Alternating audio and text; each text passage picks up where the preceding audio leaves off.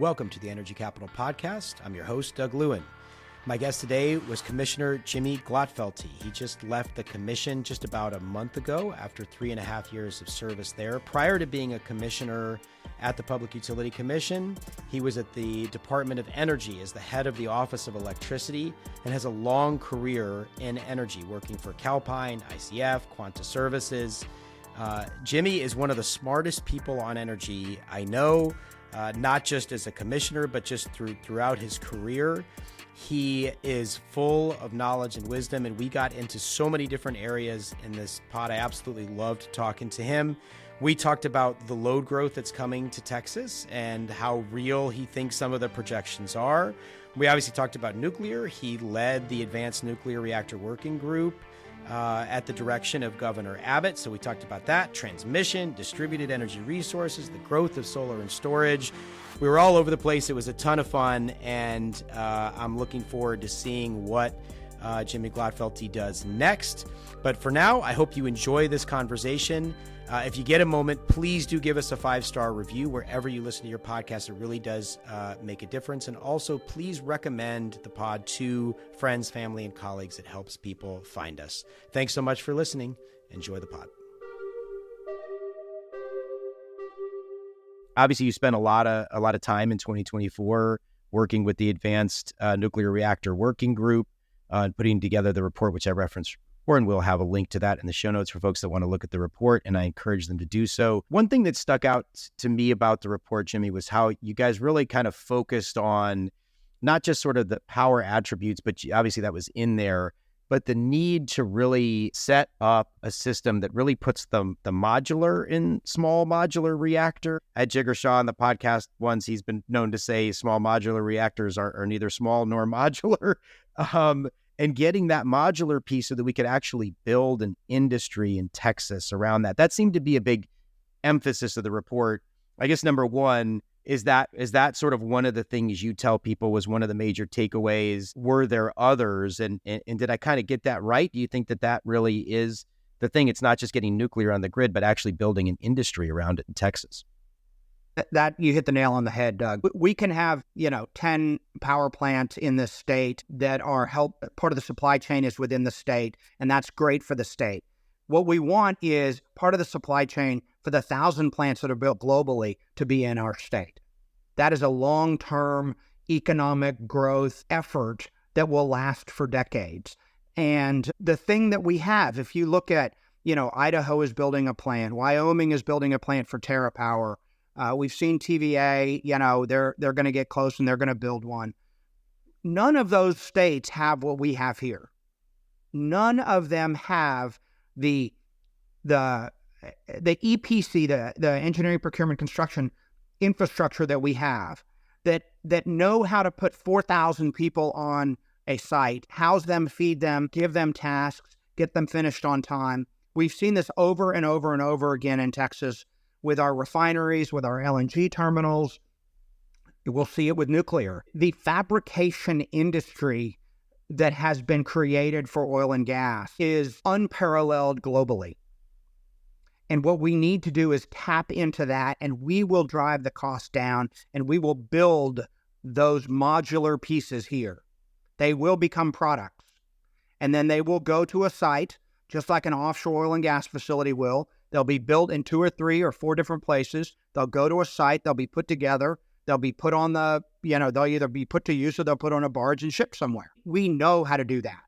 So let's go do it. I think it's really interesting, the connections between sort of the oil and gas industry and potentially with the nuclear industry. It's not something that I think is immediately intuitive or obvious, but if you drill down just a layer or two, it becomes more intuitive and obvious. Natura Resources, the one obviously in Abilene, they're doing a test reactor there. Got the first, I think I'm getting this right, the first license for a test reactor. They're led by Doug Robinson, I believe is his name, who's an oil and gas executive and is kind of taking that expertise and bringing it to nuclear. Really kind of fascinating thing happening. Absolutely. There are examples after examples after examples of how this can happen, utilizing the technology that the oil and gas industry has perfected over the years. It's stunning. We're going to give, if we can make this happen, those industries that are totally supplying the oil and gas industry today will have a whole nother industry to mitigate risks of their projects, the peaks and valleys of their projects with oil prices, and they'll be able to have a more stable workforce as well. I think it's a really, really good opportunity for our state to rise above almost every other state.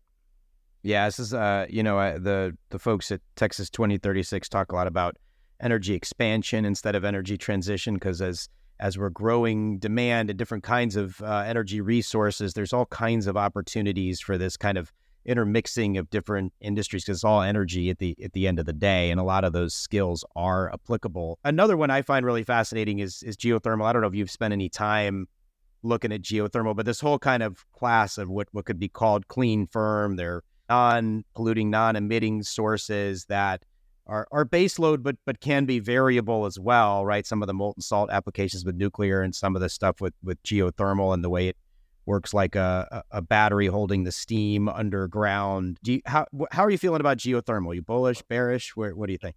I'm bullish. Yeah. I'm bullish because it is an oil and gas technology, and it too will succeed because of what we know about downhole pressures and downhole heat that this education has come from the oil and gas industry.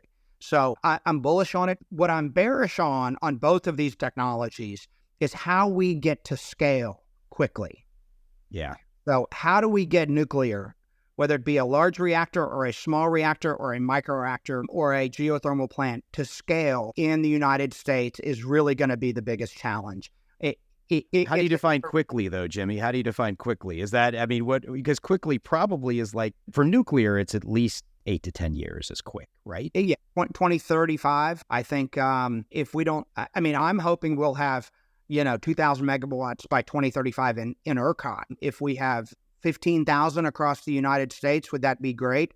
Absolutely. But that's not even going to put a dent in the demand that is going to happen. So we have to find a way to really scale this. And that means that, as you know, GE produces combustion turbines and Siemens produces combustion turbines.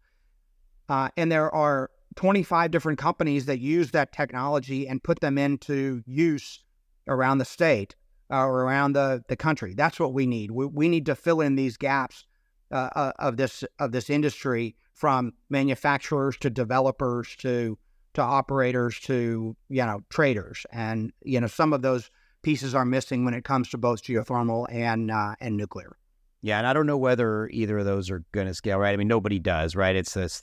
What was it? Yogi Berra said something about it's hard to make predictions, especially about the future or whatever. Like, nobody really knows how this is going to go. But I will say, I think if it does go, if either of those industries or both of those industries do grow and scale, Texas will probably be a part of it. I think it probably doesn't happen without us. Again, I think the fact that we have the expertise on the oil and gas side is what gives us that advantage.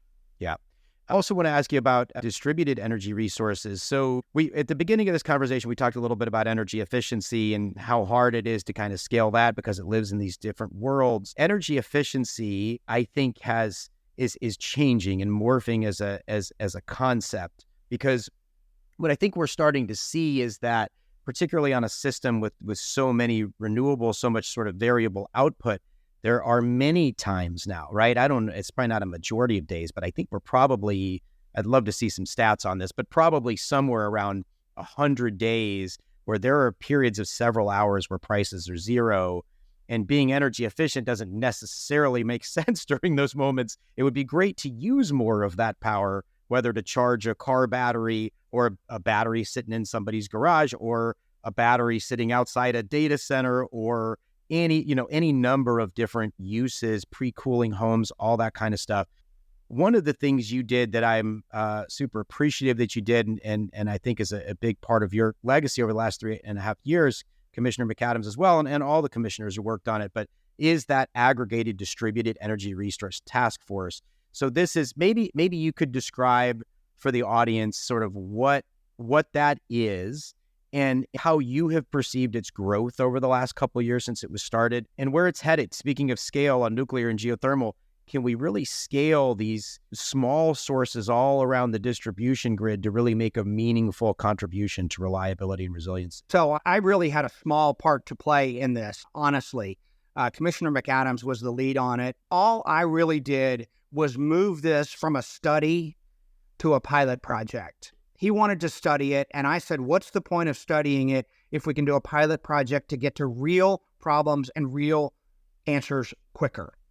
So Tiffany and Commissioner McAdams' office and Will were leading this from a technical perspective. My experience in the industry basically just said, let's make this real. Let's call the bluff of ERCOT. They wanted to have it 10 megawatts statewide. We said, no way, that you can't solve any problems on a 10 megawatt pilot if you're trying to do something statewide in an 80 gigawatt market. And sure enough, they were being conservative. We haven't gotten to that 80 megawatt initial limit.